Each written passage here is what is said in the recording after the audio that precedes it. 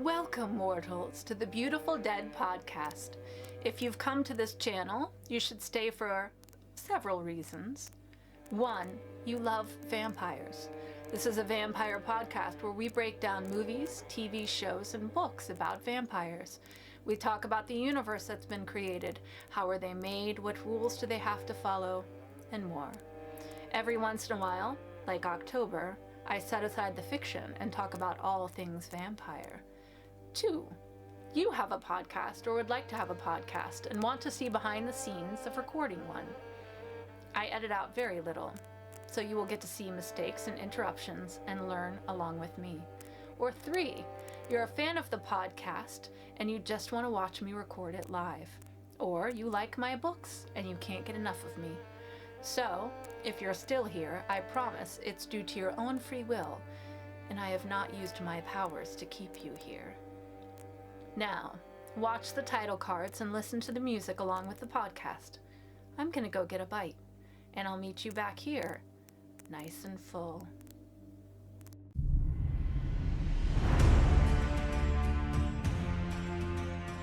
Hello? Really? Vampire! We take your candy! Count Dracula. I am Dracula. And I bid you welcome, Mr. Hunt, to my house. Come in. Our first award goes to the vampire for most blood drained in a single evening. The strength of the vampire is that people will not believe in him.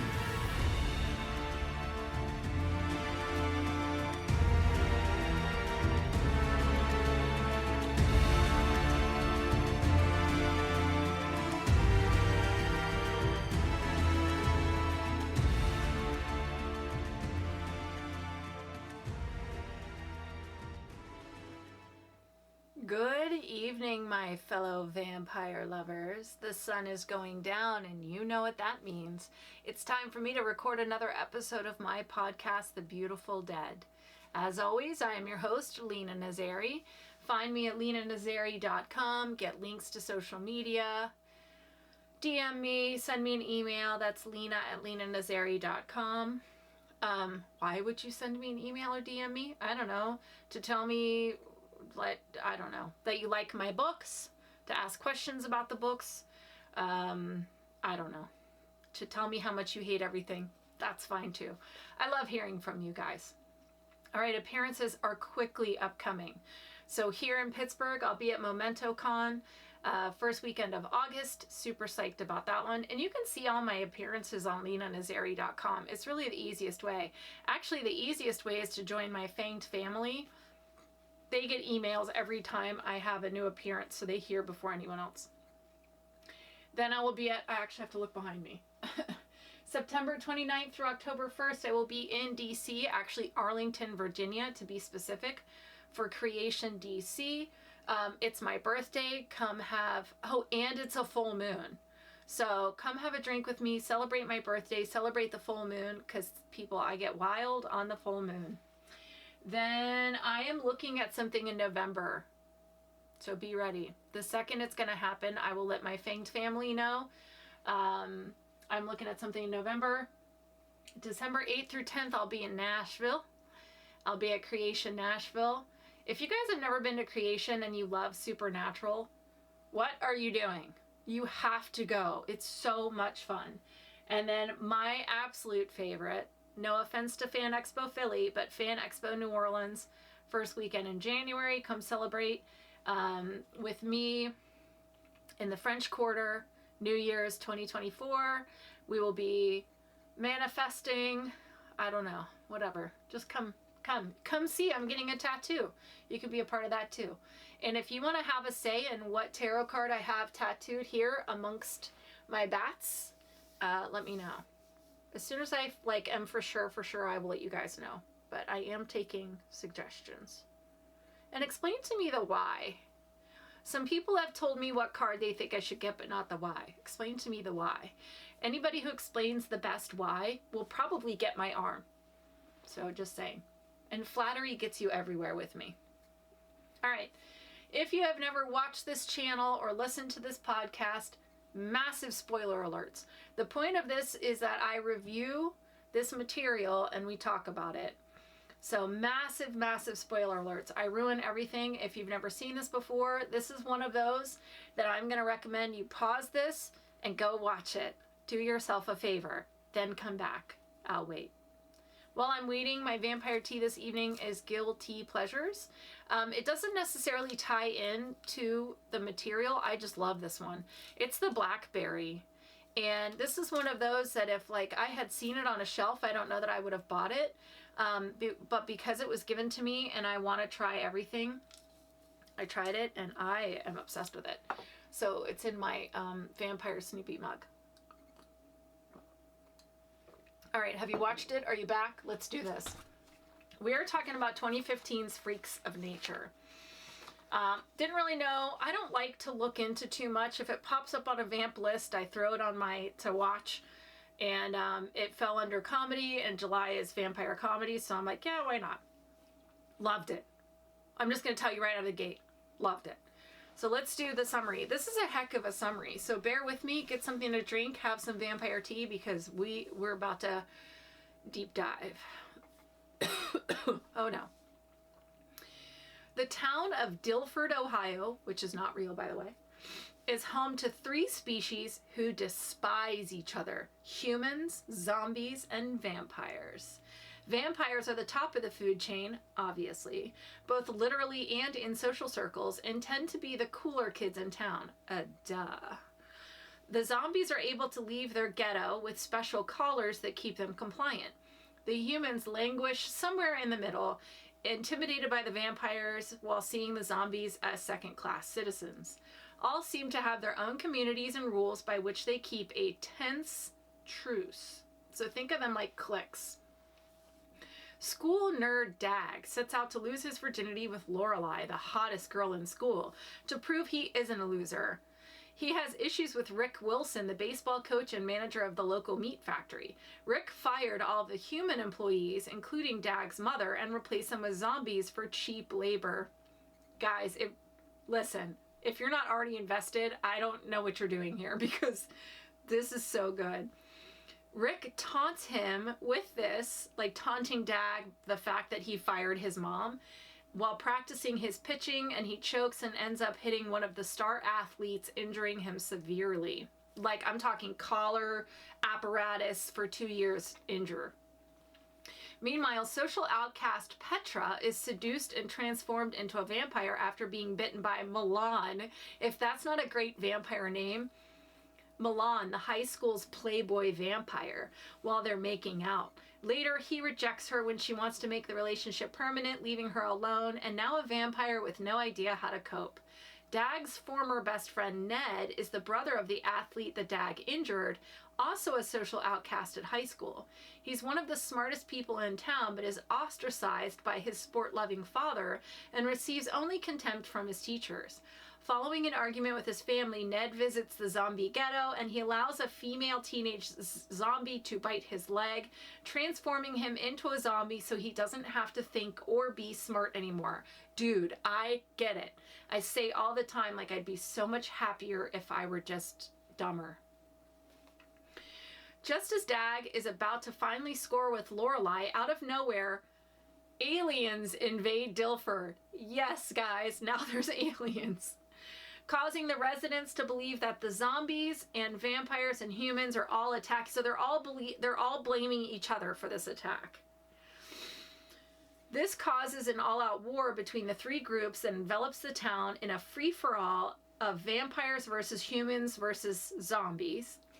Dag and Lorelai hide in a house which is raided by a group of vampires, and Lorelai is seemingly killed by Petra, who has always been jealous of her.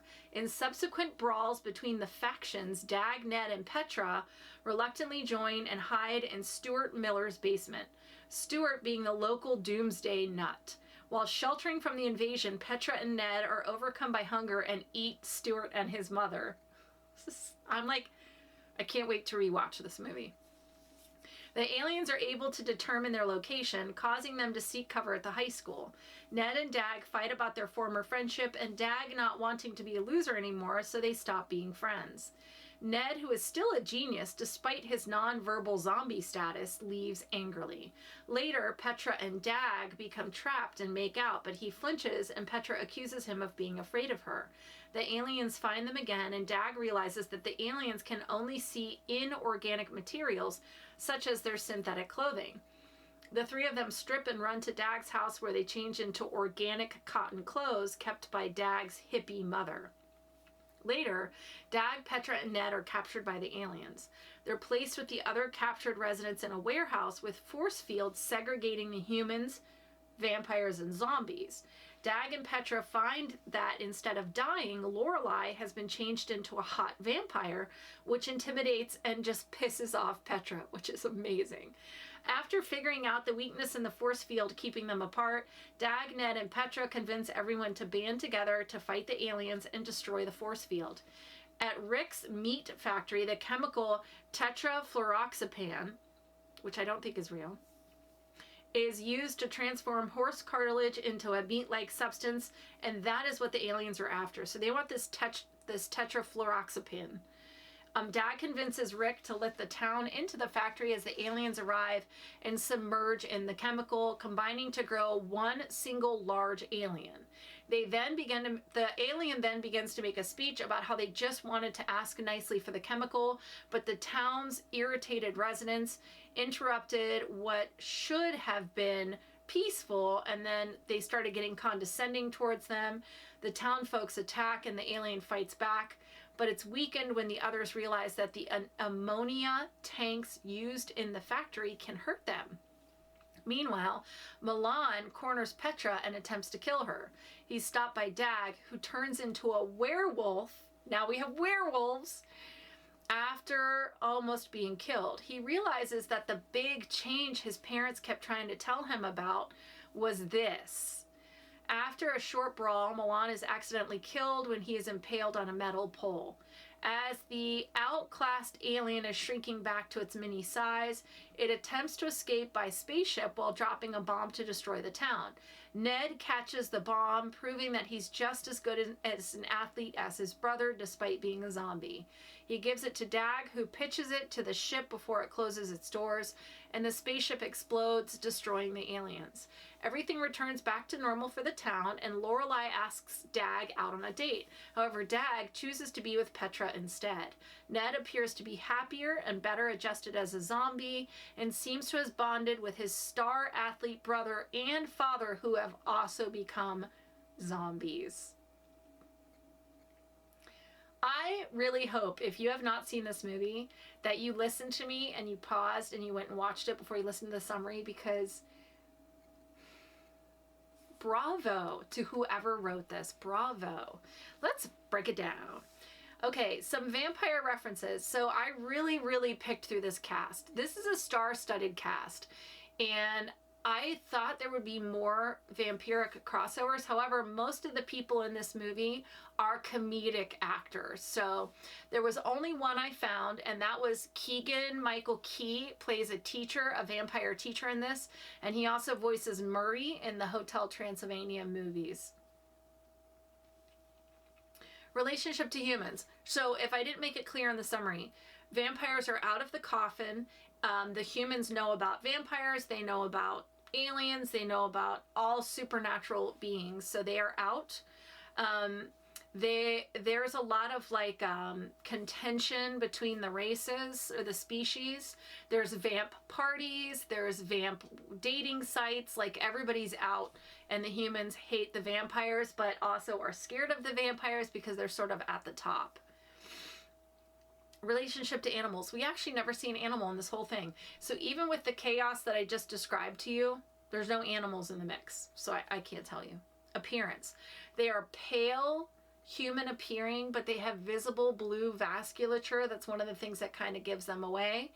And then when they vamp out, they have the pronounced facial bones that you see like in Buffy the Vampire Slayer, the TV show. Their irises turn black and their faces distort, but that's only when they vamp out. For the most part, they're walking around looking human with this pale skin, blue visible vasculature, and the fangs. The fangs are either 2 sharp canines, 1 on each side, or 2 on each side for a total of 4. And the fangs are not retractable. They are always present. So once you're turned, that's it. There's really no hiding it. But you don't have to, because the vampires are out. Yes, they drink blood. We see a teacher in the teacher's lounge who's like screaming because the pot of blood, which is like a coffee pot with blood in it, someone finished it off and didn't refill it, so that was pretty funny. And also, you can go to the grocery store in this world and buy blood bags, so that's convenient. Food, yeah, they can eat food. We never see them eat food, but one of the teachers freaks out when somebody finished the last donut, so obviously they can eat if they want to. So the sunlight thing is complicated. They can be out during the day, but not in direct sunlight. So we see the vamps in the high school during the day, and we see Petra like run out, but then she realizes she's in direct sun, so like she has to be covered with a hoodie and stuff. And then at one point she finds V-block, which is sunblock for vampires. So yes, they can be out during the day, but they can't be in direct sunlight. Sleep. So we see one of the vamps has a bed. We see Milan's bed. So we're going to assume as long as they are not in direct sunlight, as long as somebody doesn't pull back a curtain while they're sleeping, they can pretty much sleep anywhere. Holy items are never addressed. And the only rules I can tell you for sure is that they don't cast a reflection, because that's how Petra knows that she's turned. But they don't appear to need to be invited in or anything like that. All right, powers.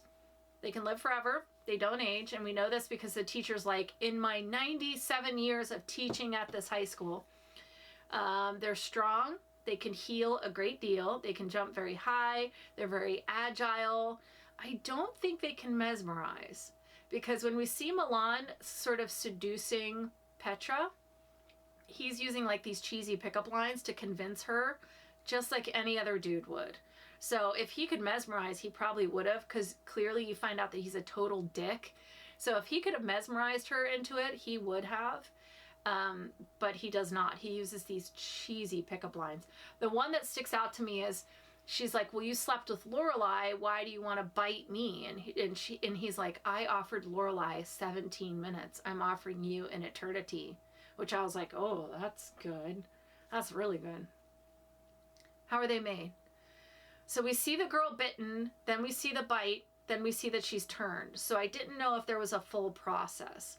But then later on, Petra bites and drinks from Lorelai, thinks that she's killed her, but later we see Lorelai is risen and turned.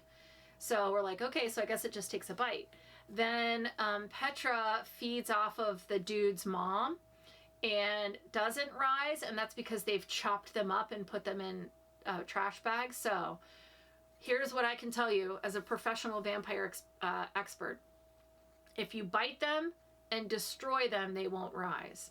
If you bite them and leave them, they're going to rise later. So there you go. You're welcome.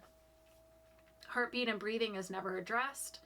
How do they die? Stake to the heart, and it doesn't have to be wooden, because we see Milan is impaled with a metal pipe. Or the sunlight, obviously, because she starts to smoke when she steps out into the sun, and that's how he knows that he has to cover her up. And if they're staked, they burst. So like True Blood style. So it's very messy to stake a vamp. But they seem to just burst into blood. They're not like goop like in True Blood, but they do burst like a water balloon. So a little messy to stake a vamp in that world. Are they good or are they bad? So being a vampire in this world doesn't change who you are. Milan is a womanizing dick, and that's exactly what he is as a vampire. And Petra, you know, she tries to be good. She realizes very quickly this mistake she's made after she's allowed Milan to bite her.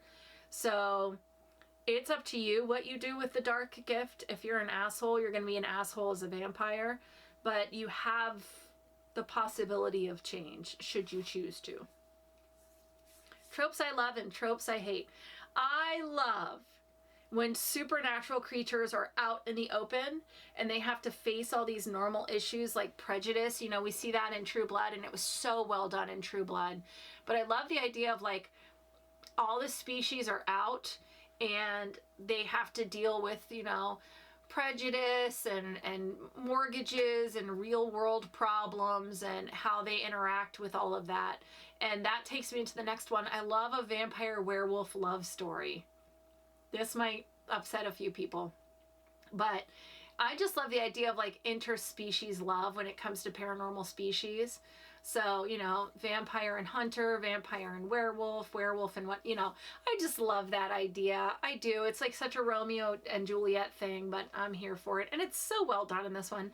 I love the werewolf vampire rivalry more. But when there's like the werewolf and vampire love couple, I love that. Tropes I hate. Guys, there was not a single part of this movie that I rolled my eyes at. I loved it. I loved every second of it. There is not a trope in here that did not work and was not used for a reason. I loved it. Not a big fan of like the vampire sunblock idea. We see that in a lot of stuff. Not a big fan, but hey, it's a comedy. I was here for it. She found the V block and she's like, I could have used this a few minutes ago, and I laughed. And it says SPF 30, which made me laugh even more, but I don't know. Maybe it's SPF 30 for vampires, which is different. Let's do the ratings. How scary or evil are the vampires of Freaks of Nature? So they can be awake in the sun and they can use clothes and a sunblock to be out in the sun. So they're not necessarily stopped by the sun. They can jump high, they're very agile, they're very strong, they can spread very easily. There is a lot of them. And they don't have to hide because they're out in the open. They can be killed, so let's remember that one.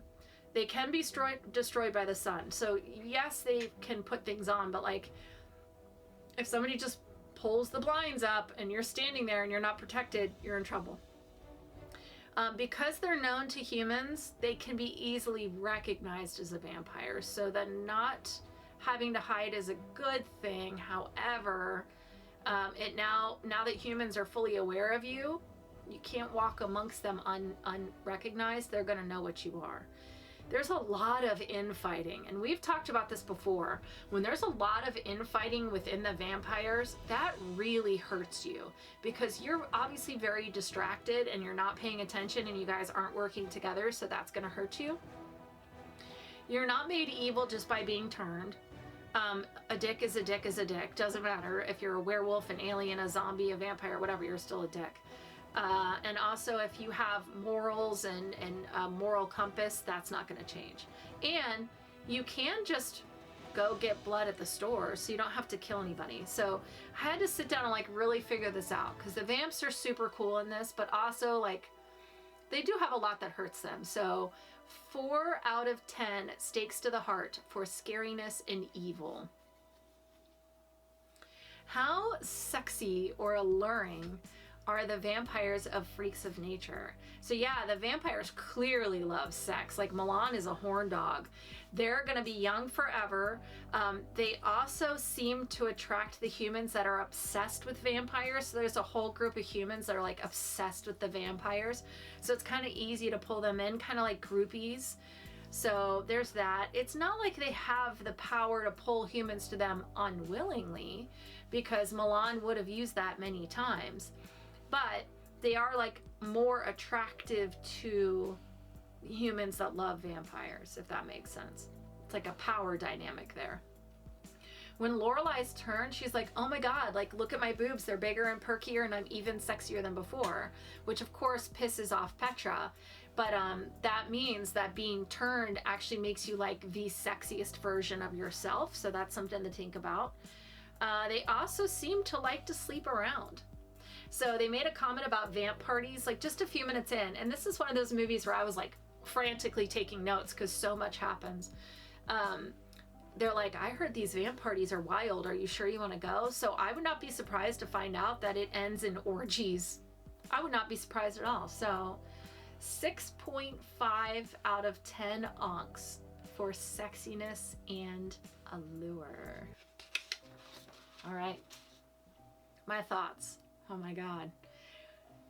Finding gems like this movie is why I freaking love this podcast. I'm not gonna lie to you guys, there's times where I want to quit because I'm like, why am I have put so much pressure on myself. I have so much to do. I'm working 2 jobs. I have 2 kids. I'm trying to write a book. I'm trying to do an audiobook. I have to have this podcast out every week. And there's been times like where I just want to quit. But finding gems like this is why I freaking love this podcast. Not only will I be watching this again, like probably today, but I'm gonna make so many people watch this. And I can 110% see myself using quotes from this movie in my daily life, especially once other people know of the movie. For example, the vampires call the humans who are obsessed with vampires vampires, which is wannabe vampires. They're like, you're just a vampire. I could see myself using that one. So many good quotes in this. Like I said, I love the worlds where all the supernatural creatures are out and there's like cliques and there's issues and there's support groups and there's unions and like all this stuff. I love that. When you turn this one on, there's like not really an explanation. You're just thrown right into the world. So you see humans, you see zombies, you see vampires, and you're like, okay. Then there's aliens, and you're like, all right, now there's aliens. And then there's a werewolf, and you're like, what is happening right now? It is crazy. If you have not seen this one, please do yourself a favor. Please just go watch it. Let me know what you think. Let me know if you agree with me. If I'm like totally off and you're like, this movie sucked, what is wrong with her? Put it in the comments. I'm here for that. But I'm just saying, if you don't love this movie, we're probably not going to be friends, because this is my type of movie. I'm going to make, for the people who are like in my life right now, just know I'm going to make you watch this movie. All right, next week. So originally I was going to do a movie called Old Dracula from the 70s. I stumbled across it on the best vampire comedies list. Sorry, I have to take a drink. But I looked into it, and it is nowhere to be streamed. And to get it on DVD is $24. So the person who helped me find Shadow of the Vampire is currently working on this one. So we're going to have to postpone this one. So for my last podcast episode of July, and remember, I'm not recording in August because I need a break. I will be back in September refreshed and ready for spooky season, and I think you're going to be obsessed with the lineup for September. And if you want to know, join my Fang family because they find out. So the last one of July, before my break, we're going to do the 1984 movie Vamp. There's a lot of movies out there called Vamp. This one's from 1984. It's a comedy. It is $3 to rent on Prime. I think it's like $7 to buy, which is probably what I'm going to do. If you don't want to watch it, then wait till next week and I'll tell you if it's worth the $3. Or you can just watch it and go on this ride along with me. Because I think maybe I've seen it like way back in the day.